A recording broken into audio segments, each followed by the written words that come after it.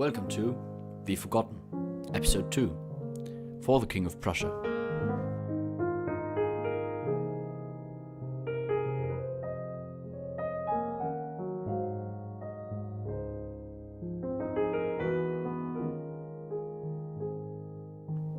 When we left Gneisenau last time, he was serving in the Ansbach-Bayreuth Jägerregiment.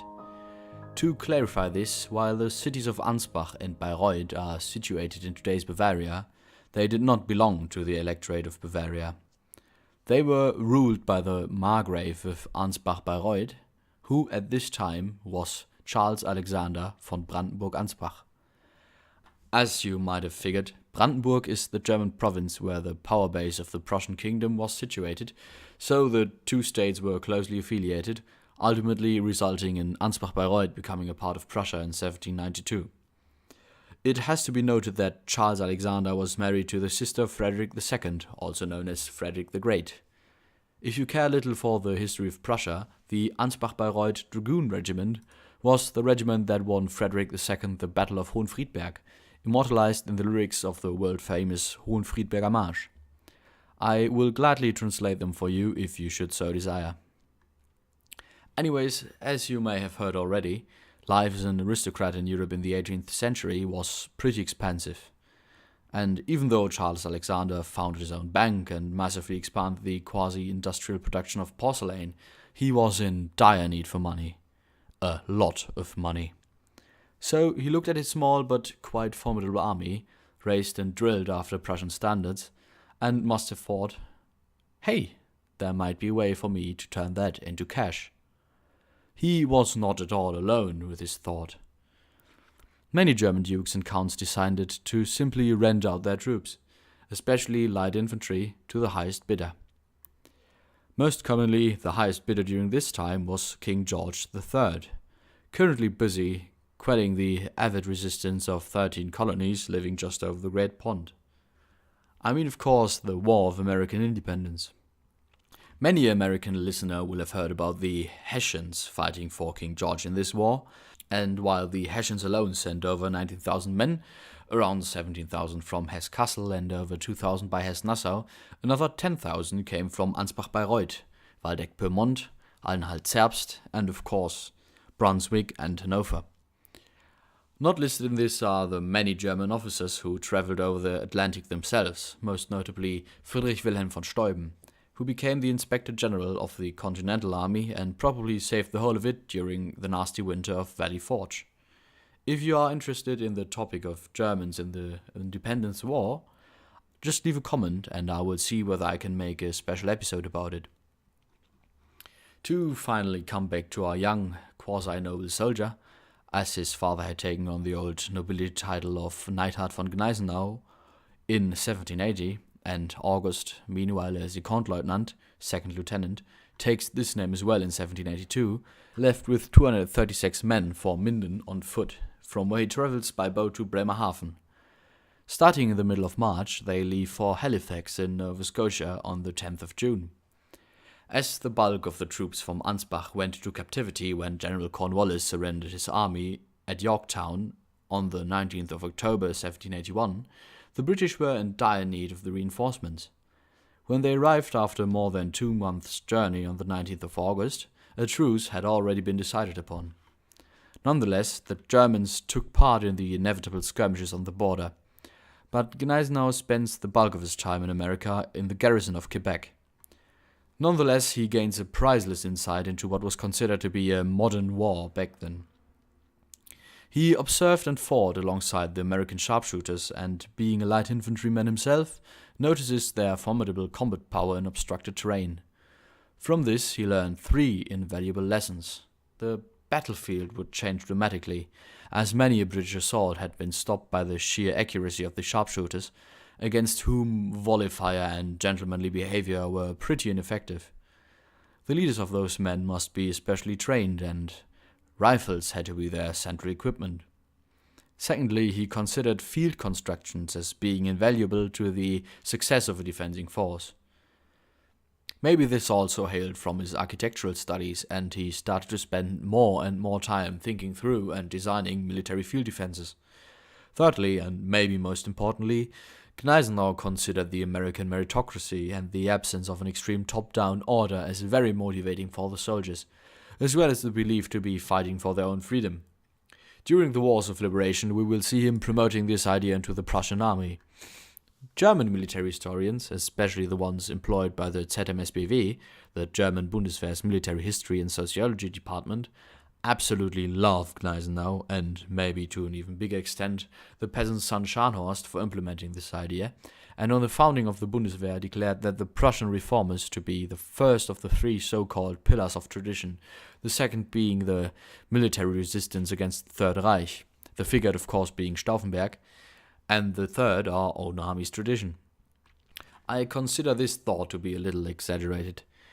Calling Gneisenau a Democrat would be way too much, and although he opened the officers' careers to people of most social backgrounds, it has to be said that he was, after all, a Prussian general. And we all know the ideas a Prussian general has on discipline, order, and love to the monarchy. But I'm losing my point. Young Gneisenau, mostly bored in Quebec, studied the entire war and had a very good understanding of why the Americans won and why the Britons lost. Another less significant thing was that he learned to speak impeccable English on this trip. In November, the preliminary peace between America and Britain was signed, followed by the peace between France, Spain and England in the Treaties of Versailles in 1783. The German troops embarked in August and, being hit by storms that forced them to settle in England for 3 weeks, arrived in Ansbach in November. Now Gneisenau does something unthinkable. He writes a memorandum to no other than the Supreme Commander of the army himself, Charles Alexander. In this memorandum, he massively promotes the so-called tirailleur tactics. What are tirailleur tactics, you ask? That's a great question. Allow me to expand on that. If you join the German army as an officer cadet, you will inevitably have to visit the Army Officer School in Dresden. They will have, among other subjects of course, military history lessons. I had the great luck of having a brilliant and absolutely genius military history teacher. Yet there is a little bit of salt in those lessons in general. You are taught that in the Napoleonic age, the linear tactics were abandoned and followed by the tirailleur and column tactics, meaning that the massive push with a colonne d'attaque, as Napoleon had presented over and over again, supported by a handy amount of tirailleurs, light infantry and sharpshooters, were the way the game was played now. This, of course, is, as the curriculum is very, very packed, an overly simplified statement. Nonetheless, it creates the impression that the tactic of forming lines and firing volleys was obsolete, which it most certainly was not, as, for example, most of the battles in the Peninsular War were fought and mostly won by Wellington's army, forming lines and firing volleys. The Battle of Waterloo itself relied mostly on the British redcoats holding the line against consecutive French attack columns. I do most certainly not want to take a dump on the officer school here, but nonetheless, the curriculum in itself does not really clarify this. But of course, the usage of light infantry to support the attacking forces, or even defending on their own, was not really an entirely new concept. Nonetheless, some of the ideas Gneisenau had were revolutionary. He opted for the tirailleurs to be grouped into battalions, which were grouped into light brigades, whose single elements could be assigned to different divisions on the battlefield, having a very independent leadership. Furthermore, he pleaded for a massive expansion of the rifle production and handing them out to the light troops. Yet rifles were expensive, hard to produce, were slow to load, and the rifled barrels quickly gave up the ghost when they got dirty during battle. So the still broke Margrave of Ansbach-Bayreuth, broke, that is, although he received over £100,000 for his renting out of the army and kept renting it out to the Dutch after the war, did not entirely like this idea. He inherited 5 million gulden of debt when he ascended to the throne, and after a 30-year rule, there was still 1.5 million gulden of debt left. As already mentioned, he sold the entire thing to Prussia, and lived happily ever after from the money he got for it only a few years later.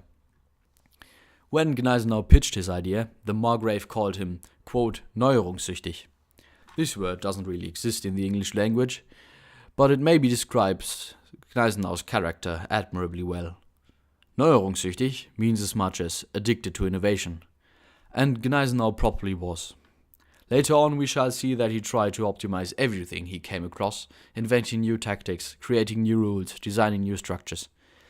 It was considered to be a bad thing, yet it has to be said that in his later years it was more than a blessing for Prussia and as a consequence for the whole of Germany.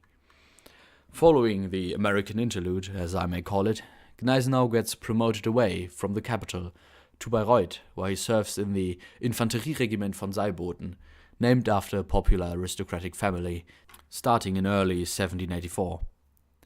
Bayreuth, a marvelous city in Bavaria, which, not back then of course, houses the Festspielhalle, designed by Richard Wagner, where the annual Wagner Festspiele are held, had around 10,000 inhabitants back then, and was reasonably prosperous.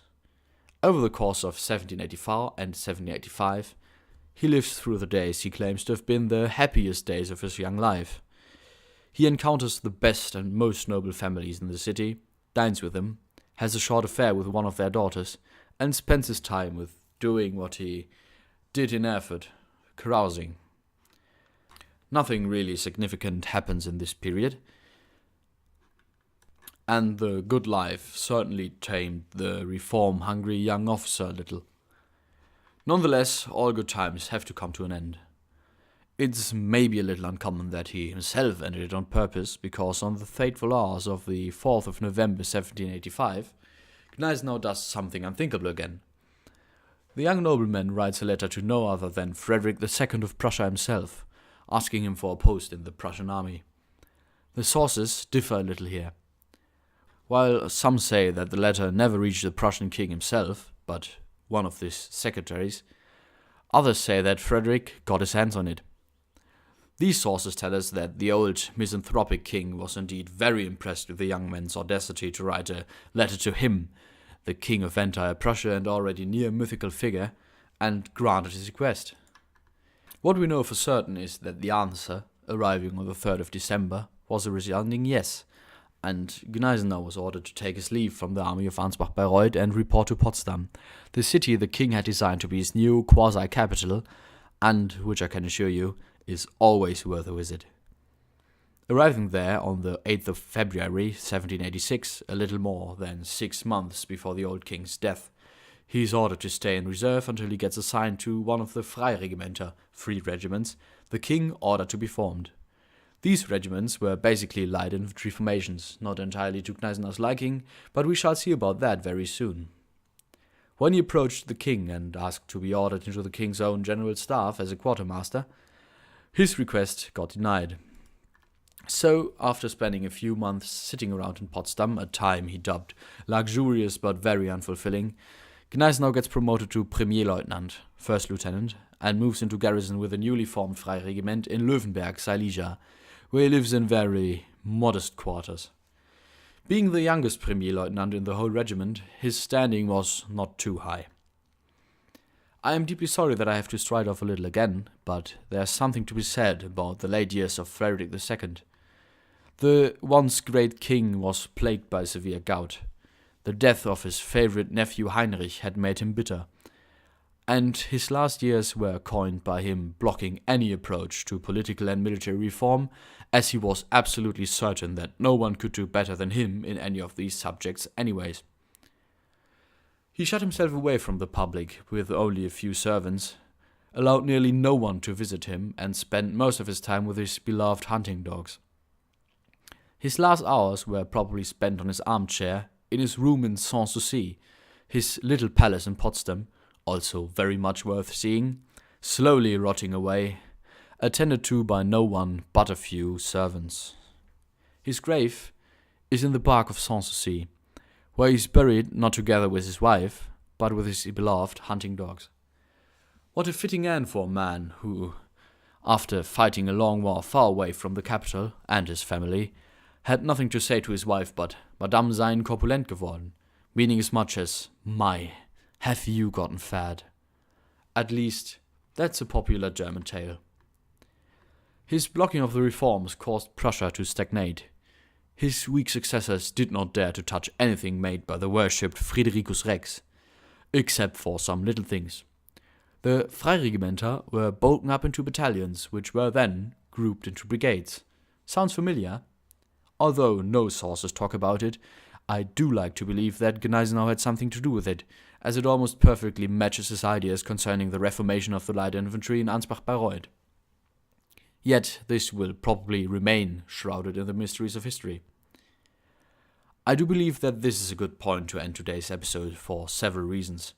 Firstly, because we will see Gneisenau reacting to the French Revolution and his rise through the ranks next week. Secondly, because this is the point where the actual episode 2, the one first aired, ended. I hope the audio quality improved to your liking, and I am deeply sorry for what I uploaded a few weeks earlier. Furthermore, I want to thank everyone who has given me feedback. I will try to integrate as much of it as possible into my little opus here. I wish you all a good day or good night.